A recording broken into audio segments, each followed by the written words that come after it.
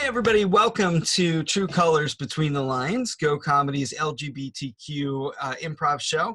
My name is Scotty Myers, and I am your host for the show. This is our third digital session, digital recording.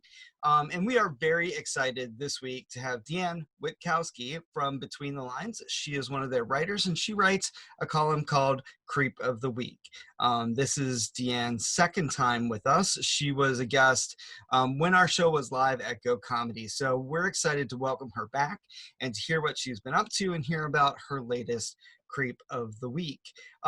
So let me get right to introducing our cast. We have four of them here to join me, and they are... Hi, Chris Fortin. Hi, Gary. Hi, I'm Miranda. Hi, I'm Heidi. We are very excited to watch the first segment. What will happen? We will watch we will watch the interview in segments, and then we'll come back and we'll chat about the things that D'Anne and I talked about, and then we'll do some improvised scenes. So it should be a lot of fun. So you guys ready to watch our first interview segment? Yeah. Awesome. Yeah. Here we go. And I would like to welcome D'Anne Witkowski here to join us today. Thank you so much for coming back. I'm so glad you were able to make it and join us in this digital format. Thank you for having me. You were with us when we were doing our live show at Go Comedy, and we discussed at that time that you write the column for Between the Lines called Creep of the Week. What have you been up to since we saw you last with True Colors? Well, I mean, basically every single week now is just someone from the Trump administration. It's nonstop. It's a nonstop hellscape with plenty of people to choose from. So, other than watching the news and, being alarmed and disgusted, hanging out with my family, whether I want to or not, Right. Which I don't mind. And how's this whole situation with the shutdown, everything? Are you just hunkering down with family and with everybody? Yeah. So I'm, me and my wife and my son, we're hanging out at home. My mom comes over sometimes and stands in the yard and we talk to her from the porch. It's very personal. So let's talk about the Creep of the Week article this week. Your Creep of the Week is Alex Azar. And before we get into exactly why he's the Creep of the Week and who he is, I want to talk about the way you opened the article this week. You opened it by basically saying that if there was a moment of silence for every person that's passed away because of COVID-19, and we took that moment of silence and we put it back to back to back, it would basically be over 62 days. And I'm sure by now it would be a lot longer than that. What made you think of that? Well, I was just thinking of the fact that, this horrible thing is happening. We've lost over 100,000 people now, probably more. And there's no sense of national mourning. There's no concentrated focus on mourning and healing and acknowledging, because we have a federal government that refuses to do any of those things. And, I was just thinking of they did a moment of silence thing for people who had died in the September 11th attacks. And I remember that was considered like people were like, wow, that was really long, and I just thought, how long would a moment of silence be for the people who've died from this so far? And I did some math, not my favorite, but I did some math, and I just thought, Jesus, that's dark. It's dark. A lot. Yeah, and it made me, just as we're talking about this, it actually made me think about, there's also a statistic going around right now for the LGBTQ community, addressing the 100,000 benchmark that we just passed, and how when 100,000 Americans passed away from HIV/AIDS, it was like an page 8 story in the New York Times, and how people have drawn similarities in some ways between the government response to AIDS and the government response to this in some ways. But I would say this more people are paying attention to this than they did with HIV back in the 80s. Oh, for sure. I mean, part of it is the media landscape now, right? Like, back in the 80s, if you wanted news, you waited a day until it was printed on paper and delivered to you, right? Right. Now you get news everywhere, no matter what, whether you want it or not. And it's also back in the day, AIDS was considered the gay cancer. Nobody gave a shit. It's just like, oh, another gay person dead. Today, you're right. It is different with media for sure. Like, it's almost as though we have way too much of it sometimes, and too many unreliable sources. I mean, there were rumor mills and things like that back in the 80s, but now it's like the rumor mill is just is in your hand and a tweet away, and you can send it off, and who knows what happens. Yeah, in the 80s, I mean, if you wanted to print something in a gossip column, at least there was somebody who looked at it before it went to print. Whereas now you can just like boop, boop, boop, into your phone and be like, okay, let's ruin some lives. Okay, we are back. So yeah, I mean, it's tough. Her article is about, Alex Azar and COVID-19. So like we had to get that serious numbers out of the way, right? But there are some things I thought that were interesting in there from just like sort of society point of view too, especially like this idea that, well, I love the fact that she said, in the 80s, if you wanted to write a gossip column, someone had to look at it before it went on the thing. And it made me think about like, not just the gossip column thing, but also like the classifieds. That's what I was like you actually had to go out and fill something out to put it out there for the public to know. Right. Yeah, unlike Craigslist or something. Right. Three of us in our formative years lived through the HIV/AIDS crisis, and there were if you didn't have cable, you had three sources of news. That was the networks. Yep. And then your local paper. And maybe you got Time or People or something, right? But that was it. Like you were saying in the video. And now it's like somebody thinks something or sees something, and it's like, boop, and it's there, and we can all get anxious about it if we want. And in Montana, one of my best friends in college was gay, and he would subscribe to the Rolling Stone magazine because that was how he kept up on pop culture, and he would know like what was going on with music or with the, that's how we would get the infusion of information back at, my dad. We were talking the last show about how we got any sort of form of porn. I didn't want to say anything specifically in my family, but my dad would read the scholarly articles in Playboy. My friend Mike, he would read Rolling Stone magazine, and that's where we would hear in Montana. I mean, that's how I remember. I don't want to. It's not that it's Hickville, and we did have indoor planning or indoor plumbing, but planning. It was indoor. It was the indoor planning that got the indoor plumbing. That's exactly right. Yeah. But yeah. So. Well, I think there is a scene to be had in all of this. So I'm gonna turn this over to you guys. Let's see a scene about any of those things that we've talked about, and go. Oh, this plan is coming together. I don't know. Does it feel too indoorsy? I'm trying to be more outgoing. I don't want to be for indoor planning. Come on, you've got a whole wall of windows. You've got the row of topiary indoors. I mean, an elephant made out of weeds. It'll be visionary. I was originally planning on a real elephant, but the children. Oh, if only we could do the designs we want except for the children. I know, it's such a limiting factor. Now, the waterfall that's going in the corner, will that be fresh water or salt? It will be fresh. Yes. Now, that is going to limit the type of fish that can live in the waterfall. Oh, okay. I'm listening, I mean, it's your design. But is there a way to maybe have like a half fresh, half salt waterfall? Oh, maybe a confluence of falls that then I hear mix. someone saying they're looking for a brackish waterfall. Yes. Oh, yes, brackish. That's the word that's been escaping me. Well, I just happened to be going down your country road here and heard brackish, half salt, half fresh water, and I couldn't help but come to your screen door. Now, Stephen, this seems like an outdoorsy type. Meredith, I can't help but notice we never said the word brackish. I know. You said half fresh, half salt, which is brackish water.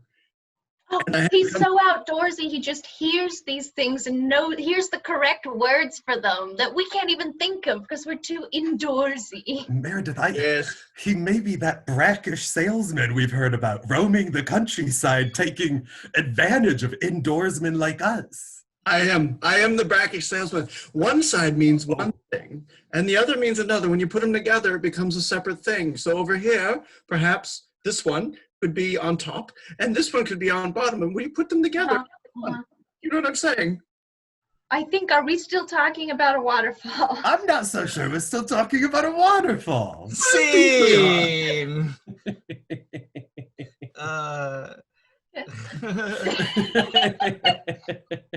How often do you get to use brackish in a scene? Never. That was a perfect entry.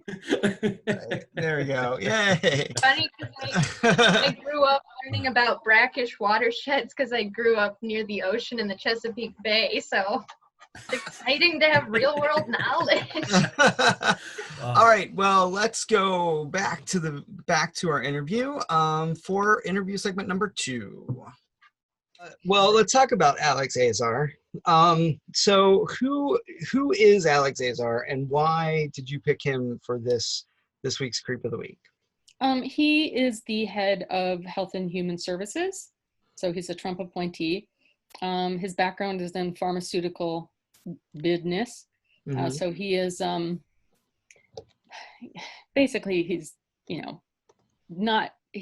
not working on health and human services. He's working on making pharmaceutical companies richer, and he has a history of not really caring about anything but money. So which seems to be about just about everybody that Donald Trump has appointed, right? Yeah, I mean, he's a rich white dude who does not understand or care about the suffering of other people. So in your article talking about the things that he's done, was he he was in an interview with Jake Tapper on CNN. He was talking about worst case scenarios, like oh yeah, this is 100,000 is bad, but it could have been 1 million people. And Jake is like, what? So you talk about that worst case scenario. It seems like that's where this administration is going, and certainly that's where he went. It's ridiculous. Yeah, well, I mean, you look pretty successful when you're constantly moving the goalposts, right? Right. So, I mean, it wasn't very long ago, it was less than 3 months ago, where Trump said, like a miracle, it will disappear. And now he's saying, it's only 100,000 deaths. It could have been 2 million. I'm doing a great job. And at that point, it could have been the world could have been over.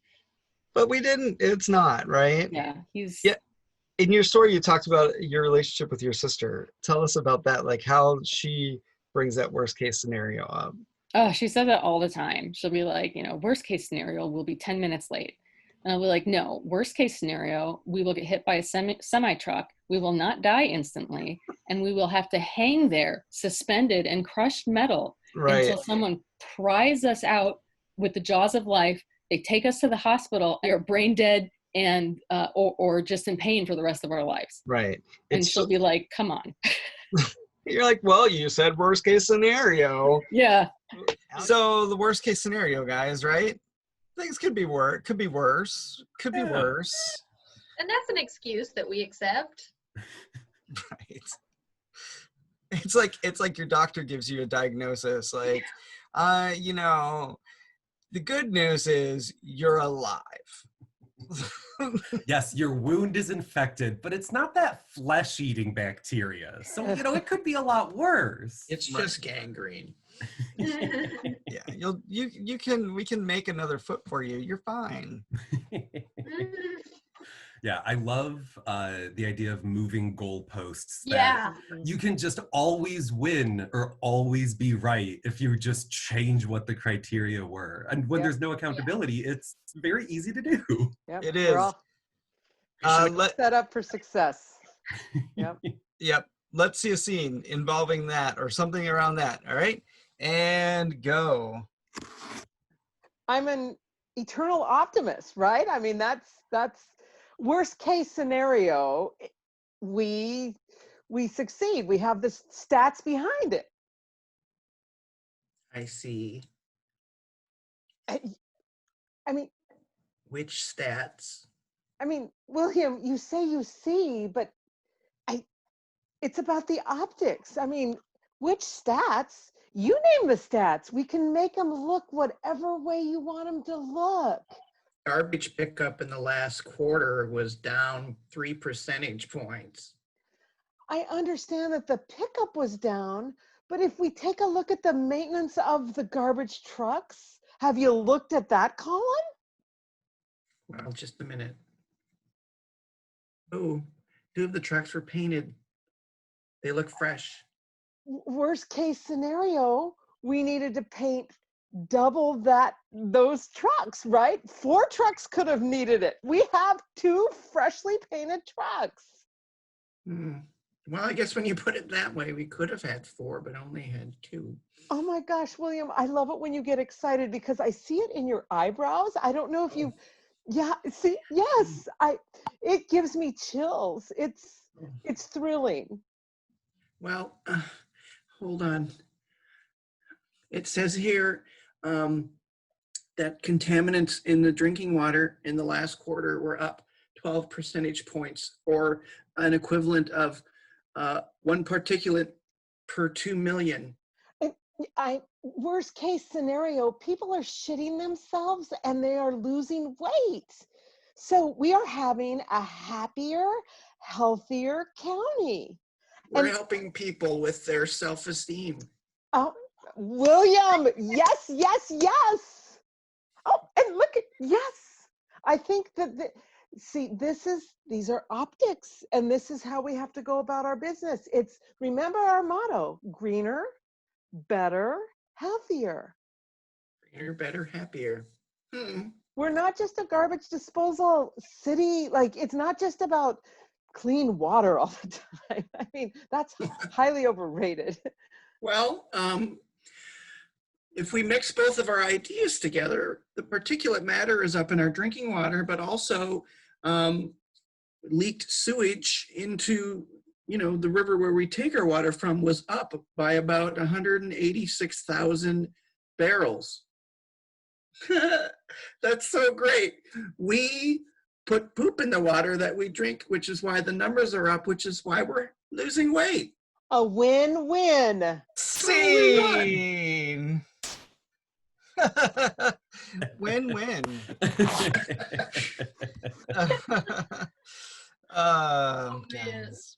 Nice spin on those stats. It reminded me of the Book of Mormon. Yeah, you see, Heidi is like, she's the tail that wags the dog. Yeah. The poopy tail that wags the dog. Yeah, that's exactly right. I can make sunshine out of shit. All right, let's go to our next segment. Alex and Azar in the same interview use the word comorbidities twice, like he had just seen it on last night's Jeopardy and was like, I'm going to use that word tomorrow. What was he talking about? Comorbidities basically means you've got more than one thing wrong with you at a time, right? And by the way, I have changed all of my password to comorbidity 666. Yes. So, yeah, I mean, basically, you've got heart disease and you have a history of, I don't know, trying to think of a different Diabetes. disease, not heart related. Yeah, diabetes, comorbidities, 2 things that are working against you in tandem. They don't actually can be more than 2 things, but yeah. Right. And his whole point was, look, if Americans didn't have these comorbidities, we wouldn't have so many people dying. Right. Yes, exactly. He basically says the reason so many people are dying in America is because Americans are more unhealthy than the rest of the world. And certainly there's an argument for, certain diseases and risk factors, whatever, Americans. We do love to eat, French fried hot dogs. Wait, stop. French fried hot dogs? That's got to exist. I once went to the Dallas Fair, like the Texas State Fair in Dallas, because I was there on a work trip. And at the Dallas State Fair, they have fried everything. Fried butter, fried Oreos, fried Snickers bars, fried Twinkies.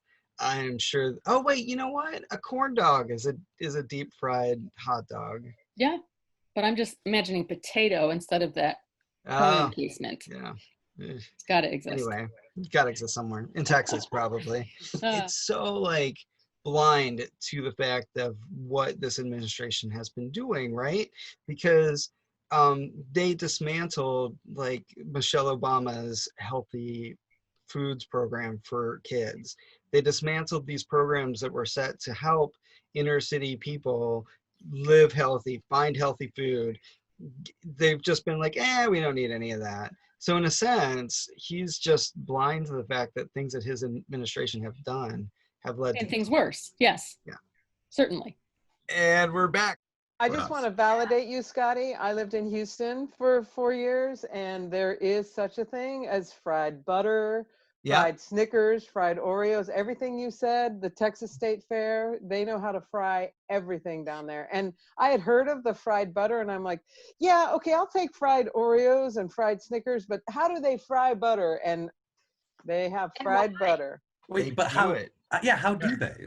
Like Oreos are something you would eat normally, but like people don't just chomp on sticks of butter, I think. Well, Yeah.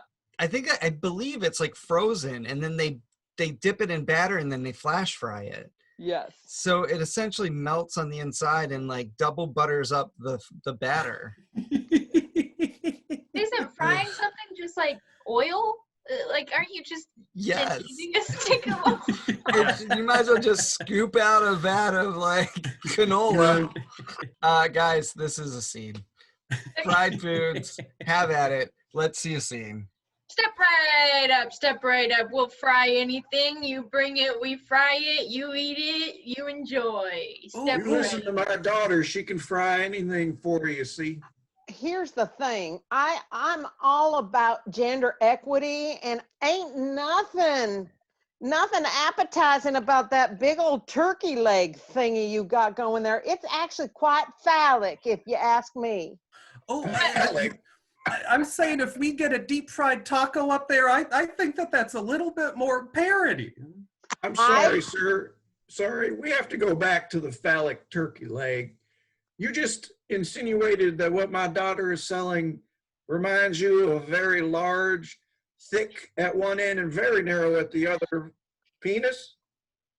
Well, not that I know personally, but as my friend here says, maybe a little bit some ethnic food and maybe a little more representation would make all of us feel happy and welcome to what step right up, as you say. I just think that maybe just not having like something that comes at you like that, it's a little aggressive. Yeah, Maggie? I couldn't agree more. I think that some more international cuisine, and also that penises come in many shapes and sizes, and if they are very, very bulbous on one end and very, very small and bony on the other, that is perfectly normal too. Bulbous, I like that word, bulbous.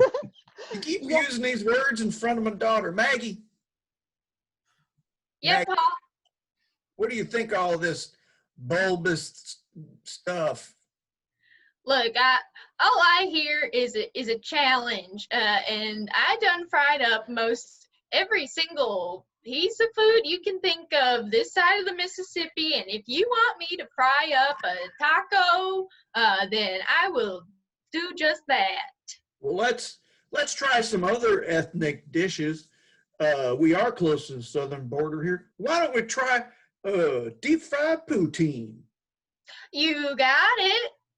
And you know, Maggie's gonna whip up some Canadian poutine for y'all, and there ain't nothing phallic or penis or bulbous about French fries, gravy, and cheese curds. Well, sir, I'm going to go ahead and disagree with you there, because if you happen to have a genitalia that is just a bunch of tiny little pieces stuck together through a gluey substance with some soft curds in it, that is perfectly normal too, and you shouldn't go to the doctor.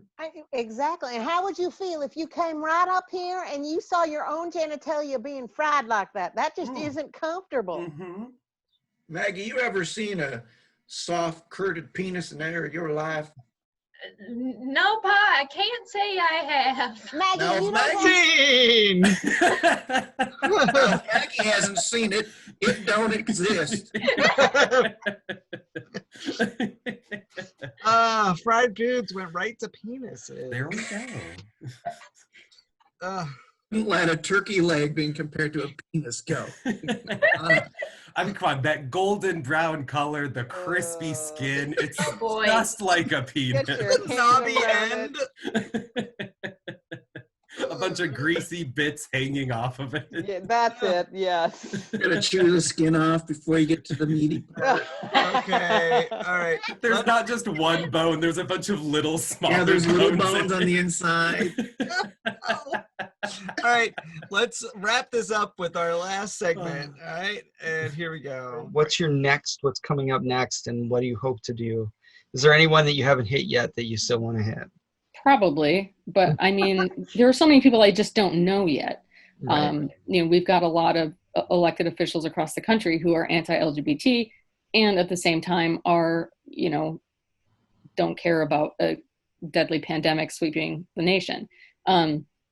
So yeah, it's almost always going to be a Republican. Who is your creep of the week coming up? Because this is going to publish after we've had this interview. In the current issue, who's your creep of the week? I don't know because I haven't written it yet. Oh, wow. So how does that's interesting. So how does your writing process work for the paper? Well, I typically try to get it done on Sunday. Sometimes it's Monday. Sorry, Jan. I just basically sit down. There's a couple of websites that I go to. The New Civil Rights Movement is a good one, and Right Wing Watch is another good one. And I just kind of, read through their headlines and see what kind of anti-LGBTQ stuff has arisen. Sometimes it's harder to find things than others. It's never harder for there to be something. It's like, do I want to write about this? Right. So, yeah. So that's what I do. I sit down and bum myself out, and then I write a column. And I try to be fun. What do you do when you're done? What brings you up? What lifts you up after you write these? And spend your time on the internet, which 10 minutes and you're ready to cry. What's something that you do that lifts you up? Cocaine. I'm just kidding. I've never done cocaine. Honestly, I'd like to just chill out and read a book. Been doing a lot of jigsaw puzzles, but mostly, just having my wife and son, giving my son a hug, just something like, there's got to be, and plus, working to help get Democrats elected and replace these assholes. Oh yeah, tell our audience the campaign that you're working on right now. I am the campaign manager for Julia Pulver. She's running for the Michigan House in District 39, which is West Bloomfield Township, Wixom, Commerce Township, Wolverine Lake, and we're running against a very extreme Republican. So, yeah, got to get more women elected, got to get more Democrats elected. Well, D'Anne, thank you so much for joining us this week. I truly appreciate having you on, and I appreciate your column and what you're doing. Thank you for being here. Thank you for being here. Great. Thanks for having me. And we're back. So it's kind of cool, I think, that she writes this Creep of the Week column, but then she also is the campaign manager for someone. I think that's kind of cool. Yeah. Well, hearing her talk out loud about how the process, this is obviously the process, but she has to scroll through so much depressing, I feel like, news stories. And the question isn't what to write about, but is this something I want to write about? Yeah, finding that right line between this is bad enough that it requires attention, but also not so bad that I can't be in it for writing about for an afternoon. Right? Yeah. Yeah, she was talking about researching and going to those websites. I was the video director for production of the Laramie Project, and so I had to create some stuff for Fred Phelps because he's in that play, video stuff. So I had to go and search all that crap, and I'd never really done that before, and that was one of the worst days of my life. I literally had someone who never would talk to me. Like, we were at Loggerheads, and he was like, "Are you okay?" I mean, I visibly looked. I can't even describe. I was like just beside myself and like, oh my God, this shit is in the world, and it gets thrown in your face. Yeah. I mean, it's so different from like knowing it's real to like almost living in that world for a little while. Where it's like, oh, like you understand like superficially, like, oh, Fred Phelps is a bad person. And you're like, oh, but wait. Oh no, he is a monster and people love him. Yeah, And he spent has a 2 hours on following. his website. Ugh. Yeah, having to dive in and really like go deep. It's Ugh. Like all I do is follow Trump Jr. on Instagram, and he's very bad at it. And like even that, I'm like, this is dumb. I hate this. Well, guys, let's see what you can do with these things. And go. Hi. I Help you? You've been looking around the reference section a lot, and I was just wondering if I could help you find some information that you need. Yeah. So I'm the guy that people call to do ads with the newspaper, and I've been getting a lot of people calling me to place ads about being a cannibal. And yeah, it's really weighing on me, and I guess I'm here to learn more about cannibalism. Well, let me first say thank you for upholding our First Amendment rights, speech, and press. Yep. It's And not technically a crime until they eat someone. So up That's until true. then. That's true. Thank you for coming to the library information desk. If I could direct you to aisle A and shelf 14, there are approximately 5 books on cannibalism, how human meat tastes, and if it's comparable to pork. Is it comparable to pork? Well, I'll read your column and find out. There's another person in the queue, sir. Thank you. I'll be back. You're welcome. Hi, welcome to the library information desk. How may I help you? Hi, I'm looking Hello. for any sort of information. I put together those ads about animal shelters, in the arms of an angel. I'm trying to Yes. figure out more about the kill shelters and animal abuse. Okay. Well, if I could direct you to aisle C, yes. You want to go to shelf F. Constantly crying these days that it doesn't stop. Oh, we get a lot of that, especially in the reference section. But if you're looking for kill shelters, puppy farms, and what dog meat tastes like, because it is a delicacy in several countries. Also, there is a difference, just like beef, between dog and puppy. All of that contained in that area. Row C. Okay. Yep, shelf F, you'll find plenty of them. You'll see the little dogs on the front in chains. Have a Thank you. Thank you. There's someone else in the queue. Hi. Hello.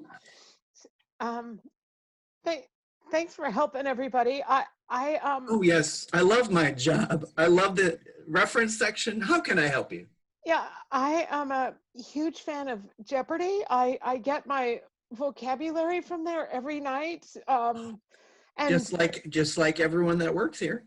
yeah, I understand that Alex Trebek is sick, and I need to become more informed on his health. I need to. I have a pharmaceutical business background. I mean, I don't really know anything except for about like the business side of pharmaceuticals. I need to understand more about his health. I need to save Alex. Do you see No. me? I understand. You know the business side, which means you work on pharmaceuticals to keep people sick so that you may keep making money, correct? Yes. I'm not a bad person. I'm not a bad person. No, this is the library. We don't judge. We let homeless people watch porn. See.